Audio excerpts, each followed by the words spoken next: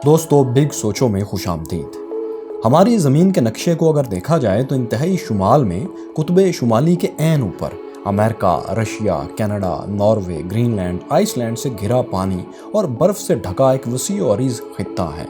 इसे Arctic ocean या बहरे मुंजमद शुमाली कहते हैं। यह समंदर तकरीबन पूरा साल ही बर्फ़ से ढका रहता है और इससे बहरी जहाज़ नहीं गुजर सकते। लेकिन इसके बावजूद दोस्तों, ये समंदर इतना अहम क्यों है और हालिया दहाइयों में इसकी अहमियत क्यों इतनी ज़्यादा बढ़ती जा रही है? कौन से ममालिक इस पर मलकियत के दावे कर रहे हैं? इन दावों के बारे में आलमी कवानीन क्या कहते हैं, यही सब आप अभी जानेंगे।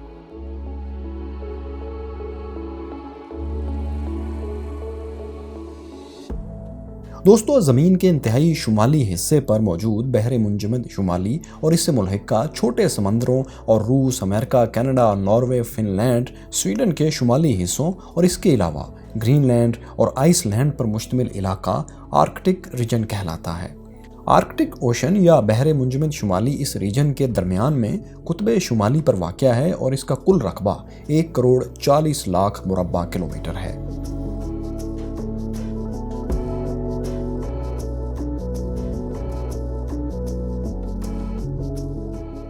ज़मीन का ये हिस्सा आज से चंद दहाइयाँ पहले तक पूरा साल बर्फ़ से ढका रहता था, लेकिन हालिया सालों में बढ़ती ग्लोबल वार्मिंग के बायस इस रीजन और बिलखुसूस बहरे मुंजमद शुमाली में मौजूद बर्फ़ तेज़ी से पिघलना शुरू हो चुकी है और सालाना 13% के रेट से कम हो रही है।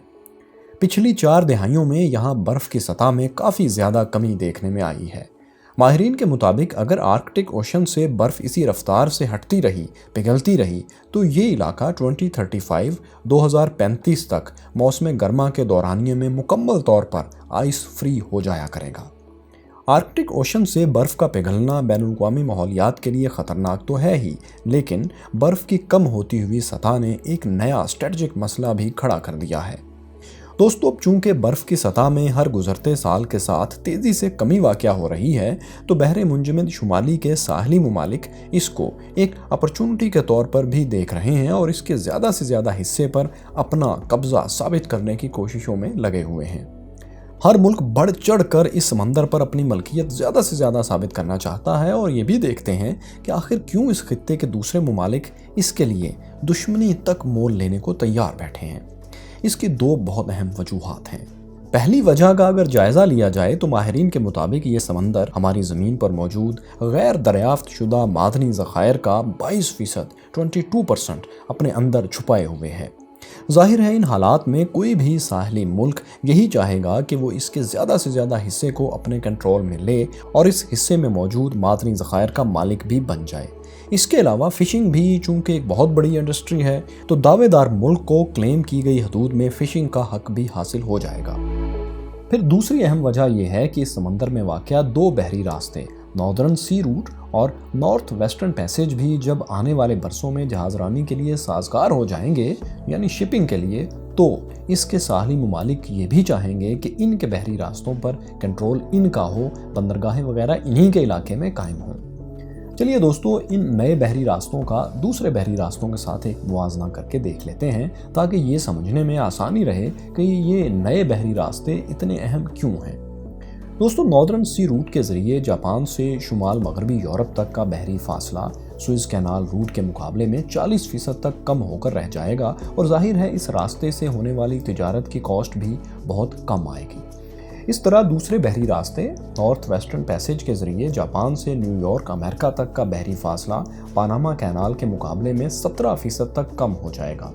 तो इन हालात में ये रास्ते जिस भी मुल्क की समुद्री हदूद में आएंगे, तो जाहिर है ये उस मुल्क के लिए मुआशी तौर पर इंतहाई फ़ायदेमंद बात होगी। यहाँ आपको ये भी बताते चलें कि 2017 में एक रशियन LNG टैंकर बगैर आइस ब्रेकर का सहारा लिए यूरोप से एशिया तक नॉर्दर्न सी रूट के ज़रिए सफ़र कर चुका है और रशियन हुकाम का ये कहना है कि इस सफ़र के दौरान सिर्फ 6.5 दिन सर्फ हुए थे।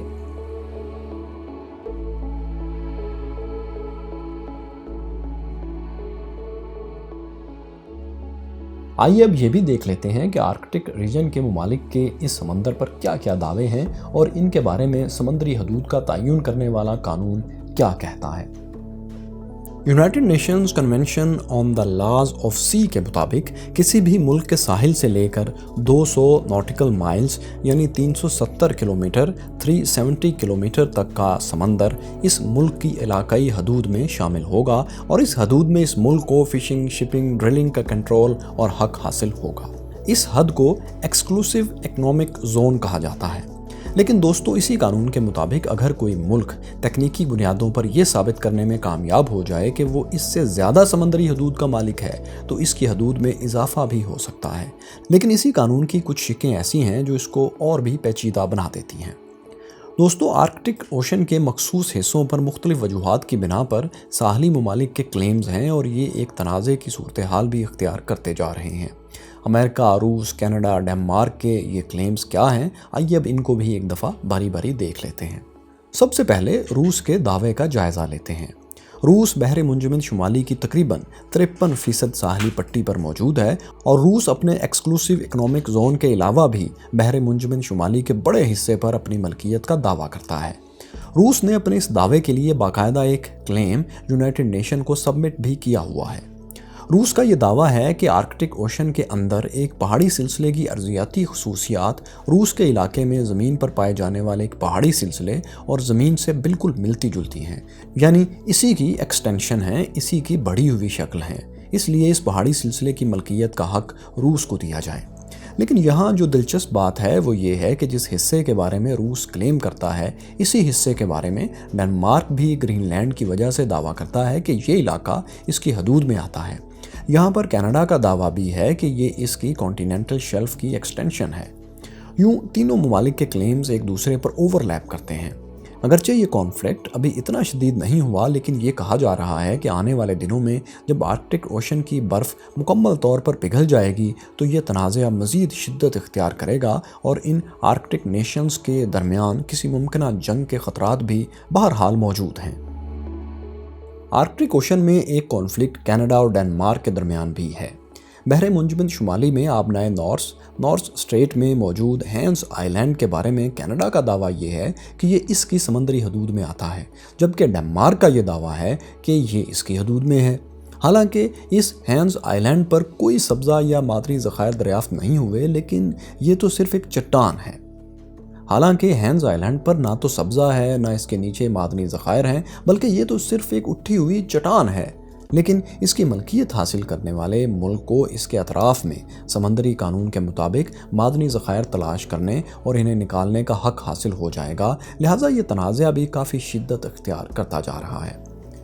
आर्कटिक ओशन में कनाडा का एक दावा ये भी है कि शुमाल मगरबी बहरी रास्ता यानी नॉर्थ वेस्टर्न पैसेज इसकी समंदरी हदूद में से गुजर कर जाता है और इस रास्ते को इस्तेमाल करने के लिए बाकी ममालिक को इससे बाकायदा इजाज़त लेनी चाहिए।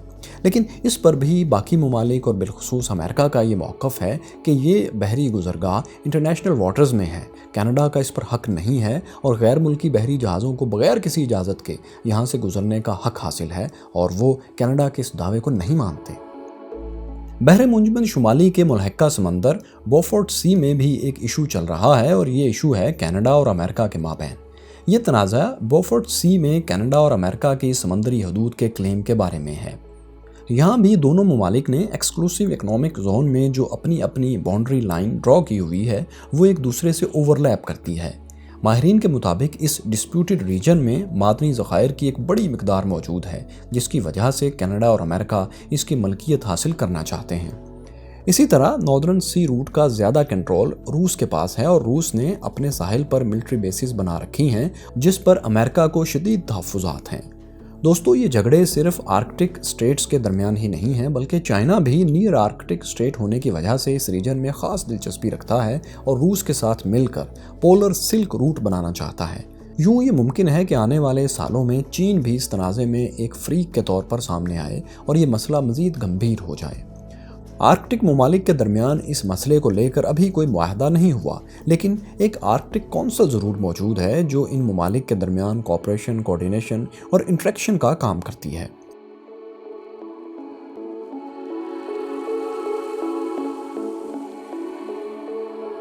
آرکٹک اوشن کی اہمیت کا اندازہ اس بات سے لگائیں کہ دوسری جنگ عظیم کے دوران جب جرمنی نے سوویت یونین پر حملہ کر دیا تو اس وقت اتحادیوں کے لیے یہ بالکل ممکن نہیں تھا کہ وہ سوویت یونین کی مدد بلیک سی، بحیرہ اسود یا پھر بالٹک سی کے ذریعے کر سکیں۔ اس کے علاوہ پرشین گلف کے ذریعے بھی یہ مدد اس لیے ممکن نہیں تھی کیونکہ یہ ایک بہت لمبا راستہ تھا۔ تو ان حالات میں مختصر ترین اور تیز ترین راستہ صرف یہی آرکٹک اوشن تھا۔ ان حالات میں برطانیہ نے پہلے آرکٹک اوشن کے ذریعے سوویت یونین کو مدد فراہم کی اور برطانیہ ہی کے نقش قدم پر چلتے ہوئے امریکہ نے بھی اسی راستے سوویت یونین کو مدد پہنچائی، جو سوویت یونین کو جرمنی کے خلاف مزاحمت میں کافی مددگار ثابت ہوئی۔ دوستو، آپ کو کیا لگتا ہے کہ آنے والے دنوں میں ان تنازعات کا کوئی حل نکل پائے گا یا پھر آرکٹک ممالک اپنے تنازعات کسی جنگ تک لے جائیں گے؟ ہمیں کمنٹ میں اپنی قیمتی رائے سے ضرور آگاہ کیجیے، ہم آپ کے کمنٹس پڑھتے ہیں۔